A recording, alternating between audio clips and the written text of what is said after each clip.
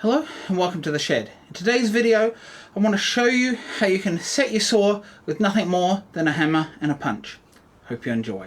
So the punch that you want to use for something like this is one of these very narrow points, but you want it to be flat on the end. And for the hammer, you don't want a particularly weighty hammer, although depending on how heavy your hammer is, you will adjust how much weight you realize you require to tap the punch to add the set. The saw that I'm going to be setting today is this Greaves & Sons gent saw that I've had for some time. It's definitely in need of a set now. Before you choose which side you're going to punch first, what you want to do is look down on the saw plate and determine which way that tooth is already bent, because you don't want to bend it in the opposite direction. You want to bend all your teeth in the same direction they're already bent, because if you bend them back the other way, there is a chance of snapping them off, especially with these much finer plated saws. I just want to give a big thanks to Pete Lewis Woodwork for helping me out with how to actually go about doing this. Pete suggested that you have a backing plate of a hardwood. So I've got some Tasmanian oak here. You could use pine as well, that would be fine, but ideally a hardwood's better because it's going to resist how much set's put in it and make it harder for you to overset. As usual, some extra light is always useful in this situation, and so what you want to do is come in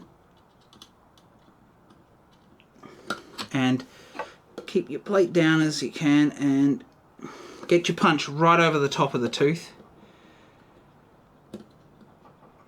as best you can, and then not up far, a little tap, move across to the next tooth, same sort of tap, next tooth tap, next tooth tap.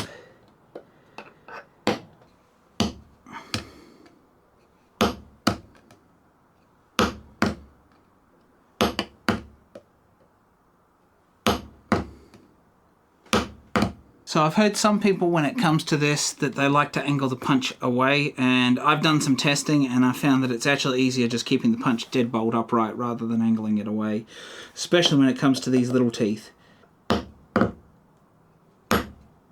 If you need to hold the plate, you can just bring your hammer down to the plate.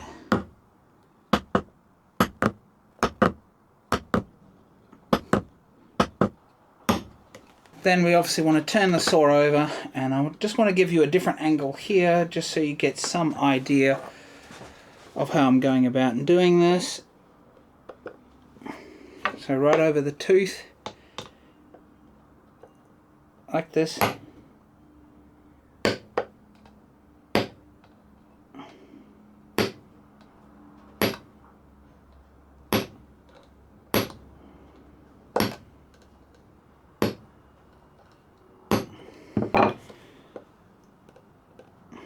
If you can hold your saw without moving, you can just keep tapping without dropping it down, or you can just come down to the plate and rest your hammer.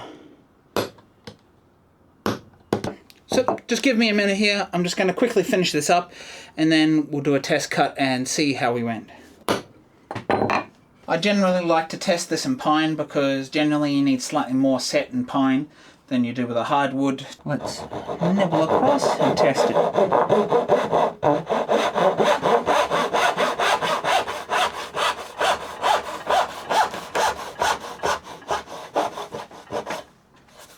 So I pulled a little bit to one side here, so let me just test that again.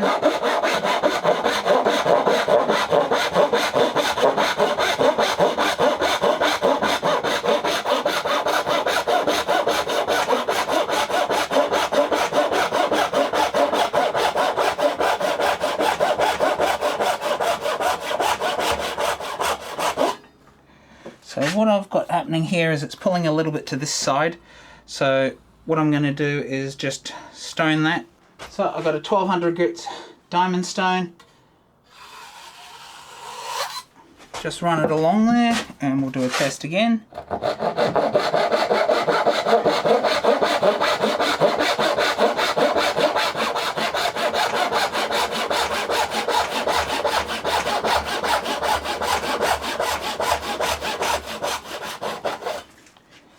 And now it's tracked dead true. So one other thing I should mention there, I did just show you how to stone the tooth, and that's if you've got the set and it's the actual set itself pulling the saw one side more than the other. Now in the case there with the punch, I did overset that side, and so the quickest method to remove set just off one side is one very light pass with a 1200 grit. If you've ended up entirely oversetting the saw on both sides and you feel that your cut is larger than you would like it, the double hammer method is what comes into effect here that I've shown you on this channel before. And so what you do is lock one hammer down in your vise and then bring the other hammer along and just tap, tap, tap, tap, tap right the way along the saw plate, and that will entirely cause the teeth to spring in and spring back ever so slightly, effectively removing the set from the teeth. And so that's just another method that you can employ, especially with using the punch. I think there's more chance of you having the set a little bit out more than if you use a saw set such as this. So if you like this video, please do like and subscribe down below. Please sound off in the comments if you've got any questions about this. And once again, a big thank you to Pete Lewis Woodwork for helping me out. I very much do appreciate that, because I wasn't actually really aware how to do this process because I'd always used a saw set. So do reach out in the comments and thank Pete for his help.